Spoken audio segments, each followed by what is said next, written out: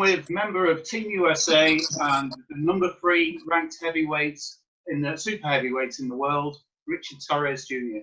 How are you doing, Richard? I'm doing well. Yeah, thank you for having this. I'm really excited to be here, and yeah, I'm doing well. Oh no, the pleasure's mine. Now, what position are we at with the amateur boxing? You're in the Olympic qualification team, and it was suspended from Argentina. What are you hearing about that now? Yeah, so we were on our way right to go to Argentina, and about 2 or 3 days before we were supposed to head out, we got the call that everything was being canceled or postponed at least. And we recently got news that there has been a date set in March for our qualifiers again, and I do believe that's going to be in Argentina. And then after that, hopefully the Olympics. But as far as the U.S. goes, we're still qualified for the USA. The people that qualified during the trials and the evaluation period, they still are the team. So the teams for the USA is still set, and now we just need to qualify internationally still. Now, you just finished a training camp in Colorado Springs, haven't you, at the Olympic Training Center? I talked to one of your teammates, Anthony Herrera, who I've watched, and he looks a great fighter. How was the training in Colorado Springs? Oh, it's amazing. Colorado Springs is always an amazing experience. It's a little different now because our Olympic Training Center is closed, so we're not able to get the full experience of what Colorado has to offer. But with that being said, we had we trained at a hotel. We had a bunch of bikes and a bunch of conditioning stuff, a couple bags set up. So it was a really good setup, and I liked it a lot. I called it the quarantine camp because we had to wear masks a lot. We take tests so much, and but overall, yeah, it was an amazing experience given what we had to offer. So I'm really thankful for the coaches and staff that they're able to provide that too. Now, you're like I said, you're the #3 ranked super heavyweight in the world, and obviously there's been the gold medal drought since Andre Ward in the men's team. How driven is the team to break that drought, and yourself as well? I mean, as an entire team, I can say that we are, we're really eager. We're really driven, and we're hungry to get one of those gold medals. Andre Ward has made a staple in the USA, and I think a lot of the guys are looking to follow in his footsteps. Me included. A gold medal doesn't just mean a lot for the individual person's career, but it's something that everyone's dreamed about their entire life, and me included. I just really can't wait to get to the Olympics. I can't wait to qualify and be able to say an Olympian in general, and then to tag on gold medalists on top of that. That'd be an amazing experience. Now, representing your country is a massive thing. What did it feel like? Did it feel different when you first wore that Team USA vest? It was insane. I remember being 8 years old, running around the playground at school, and then I'd yell out to my friends that I'm gonna, represent the USA one day. I'm gonna try to go to the Olympics one day, And to be able, I was 16 when I first put on actually 15 when I went to Junior Worlds, and to be able to just have a USA jersey, insane. I remember going over there, and they gave us a per diem for the flight, right? They gave us a couple dollars for like lunch and everything like that. I couldn't believe myself. I was like, they're paying for our flight. We get to represent the USA. We're going to a different country to fight, and then we're getting like money on top of that, And so it's just a dream come true. If I'd have to, I'd pay for it myself, and and to be able to be here and just be able to do what I love, it's really amazing.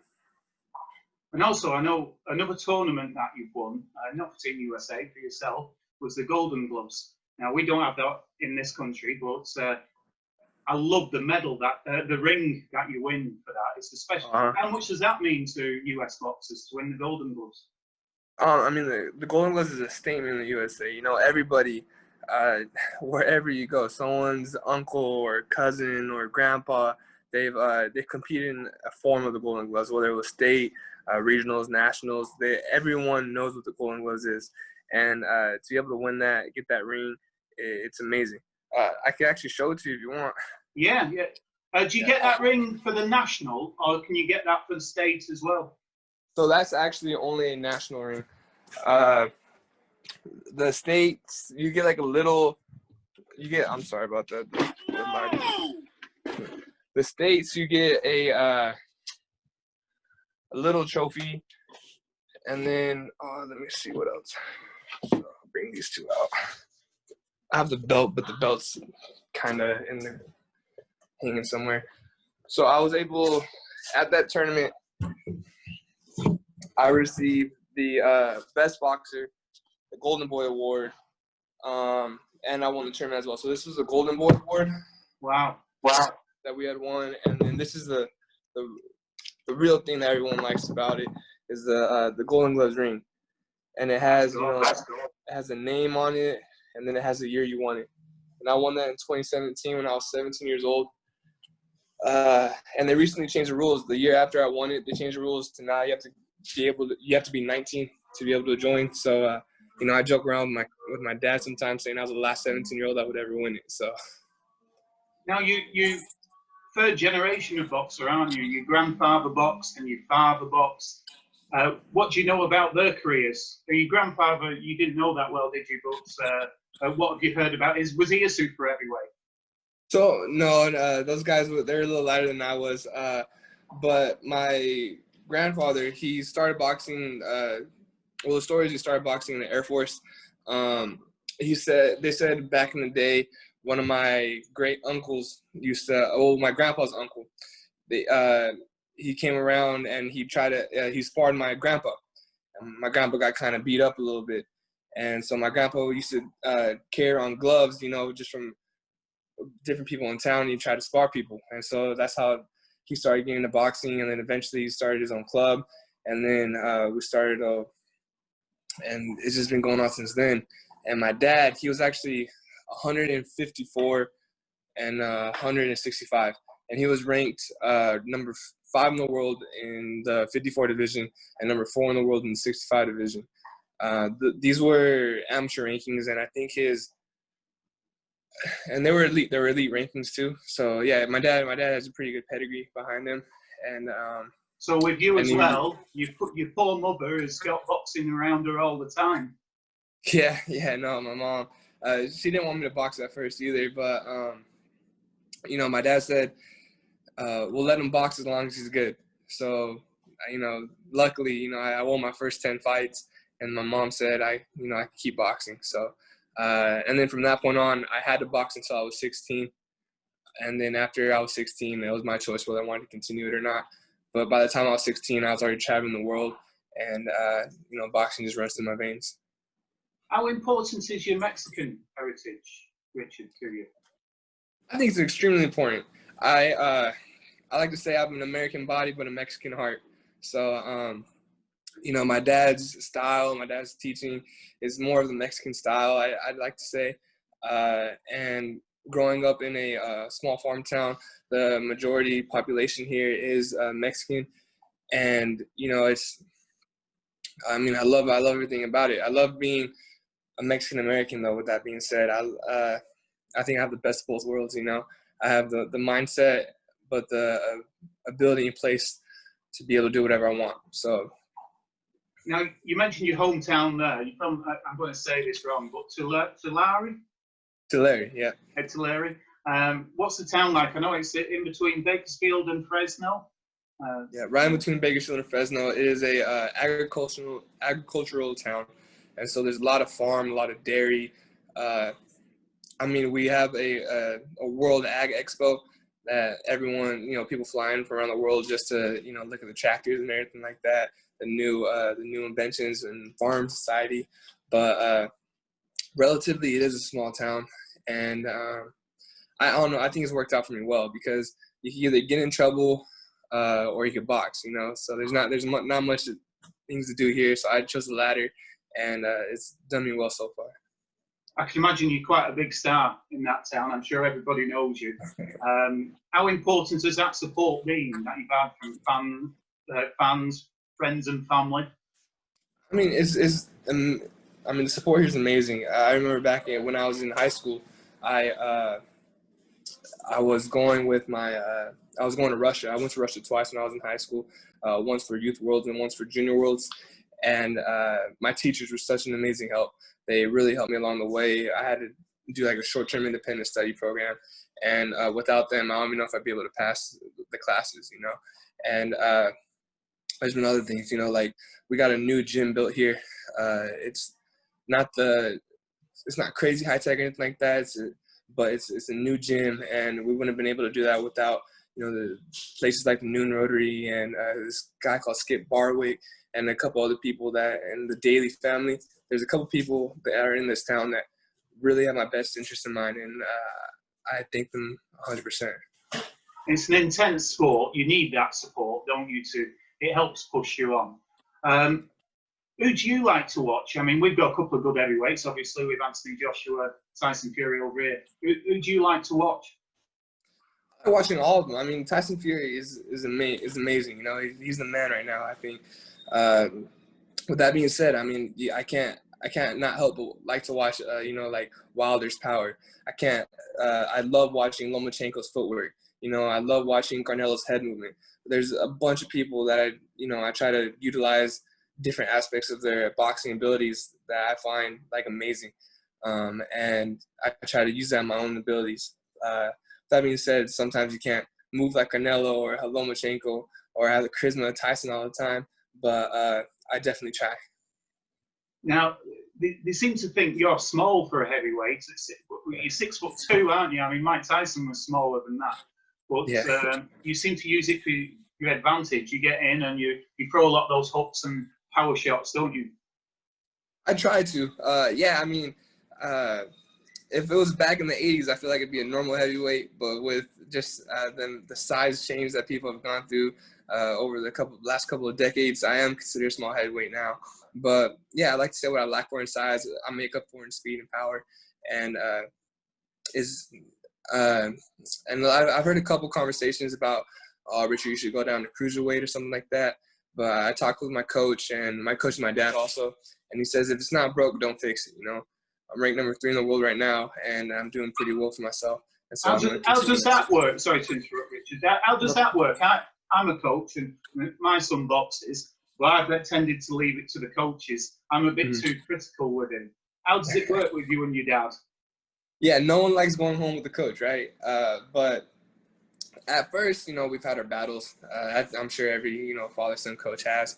There's been times, you know, when I wanted to play other sports, like, you know, football, basketball, things like that. But I was really appreciative of my dad because he'd let me do all those sports and everything like that. He's 100% supportive of everything outside of boxing as long as it's still boxed.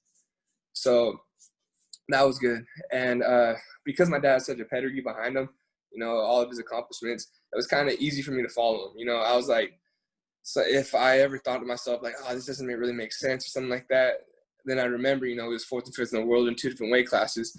Like, I might as well give this a shot. You know, so it was kind of easy to trust him just because, you know, he had backing behind it. And nowadays, you know, my dad's one of my closest friends. I'll fly him out to Colorado. I'll fly him. He goes to Russia sometimes. He's gone overseas with me. And I'm really appreciative of everything he's done for me. Nobody will have your back like your dad. 100%. One of your friends on Team USA a few years ago was Nikita Ababi. I saw that you was with. And now we've had the pleasure, because he's under Matchroom in the UK, of watching his whole career. I'm sure with your style, there's promoters already trying to sign you up. Why have you stayed amateur? Because he went early, didn't he? And he's doing well. Yeah, Nikita went pro relatively early, but yeah, he's doing amazing for himself. I mean, 100%. I guess it's just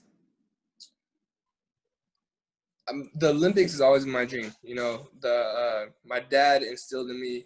My dad never went pro, and my grandpa. They say he boxed pro for a little bit or something, but the amateur division Olympic gold medalist has always been that dream that's been instilled in me. And going pro is amazing, and I'm going to go pro, but I really want that dream. You know, that dream's my dream right now. It was my dream 4 years ago. It was my dream 8 years ago, and I want to be able to accomplish that dream. And, you know, it's been postponed, and it's been a couple of twists and turns, but that dream still holds true in me today. And then after that, I'll have a new dream, but, you know, I got to follow that one right now. Well, if you listen to Sugar Ray Leonard, with all the titles he won, he still says the Olympic gold is his favourite title that he ever won. But when you do sign with Matchroom. I'm being biased. There we go. And the last question for you, Richard, is what is it about boxing that you love? What has got you addicted to the sport?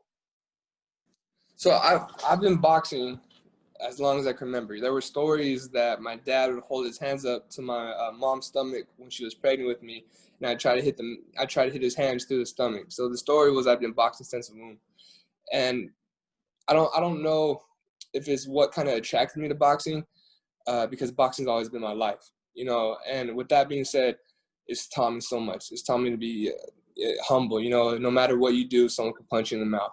You know, no matter how high you get, someone can hit you one time.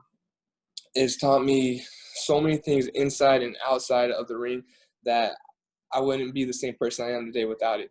So it's not really like what kept me to boxing. It's just like boxing is my life. You know, boxing is something that I cherish so dearly. Without boxing, I wouldn't be me. And I'm adding one on here. You've reached obviously the top of amateur boxing now. You're definitely a gold medal. You're in there with a chance of the gold medal when it's in Tokyo next year. But to get to that level, you would have had setbacks. And boxing's not an easy one. Things might not have gone your way along the way. How have you coped with those? Yeah, so I mean, a recent setback I had, and I'm sure most people are well aware of it, is that I got knocked out at World Championships. And I mean, there's been stories about how I shouldn't be in the ring anymore. There's been stories about how I shouldn't be even competing with some of the other athletes. And, you know, it's definitely a hit on the chin, you know, even after. It's almost like I felt like I was kicked when I was down. But it's honestly the people around me that's really helped out a lot. I got an Instagram post, an Instagram guy sent to me. He said, Richard, I saw that you got knocked out, and then I saw that you were able to continue on and win the trials. And I just want to let you know that, you know, what you did helped me continue boxing too. And then I thought to myself, I was like, oh man, like, yeah, I'm down, but I'm not out, you know, like my career still continues. You know, what am I without boxing? And so I talked to my coaches, I talked to my dad, and they said, if this is still what you want to do, everyone's still behind you fully. And with all that support in my community, my town, and my family, it's been a lot easier to get back up, you know. You know as well as I do, it's super heavyweight boxing, and you are way too talented. And I think you'll make a fantastic professional. You've got a very fan-friendly style that I can see you having a fantastic professional career. I appreciate that. Thank you. And I look forward to that too. Thank you very much, and all the best with your boxing career and Tokyo next year. I'm sure you're going to do very well. All the best, Richard. Thank you so much, and I really appreciate everything you've done. Thank you for the interview.